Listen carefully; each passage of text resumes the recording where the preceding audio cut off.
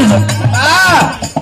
कई साल बियाह भैया हो गई, दुल्हा एको थानों के बनवलन नहीं। कलश की का हो 4-5 साल बियाह भैले हो गई, लेकिन थान गहना हमके बनवा देता। जब पहिला तो तू हमके टार देवेला। दुल्हा कलन की चल अब न टारा वेदवा बनवा दे, कवन गहना पहिर भी।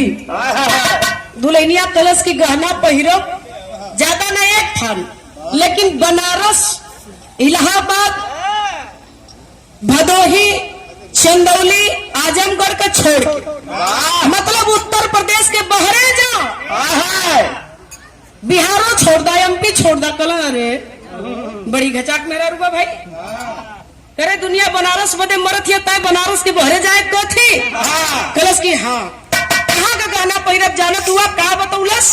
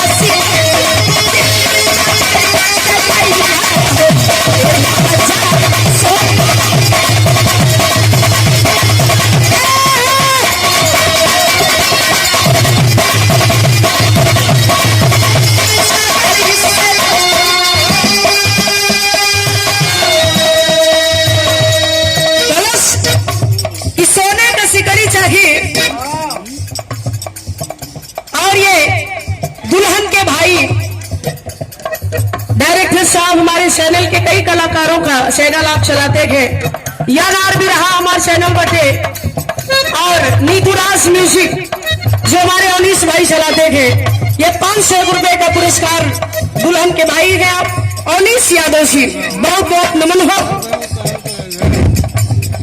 और ये श्रेयांश मुन्ना की तरफ से पुनः पुरस्कार।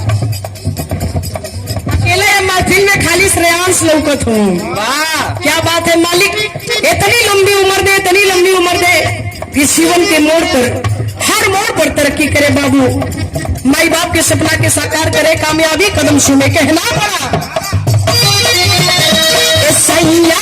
सोना माता सकड़िया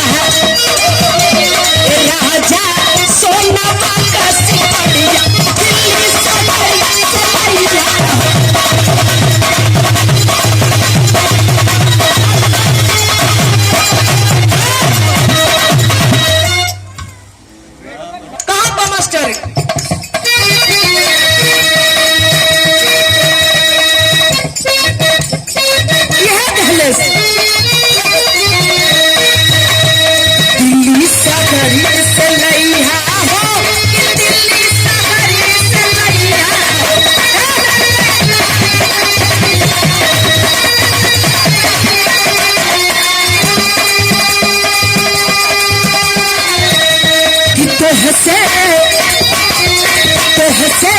काहे तो घर में गरिया, तो हंसे काहे तो घर में गरिया,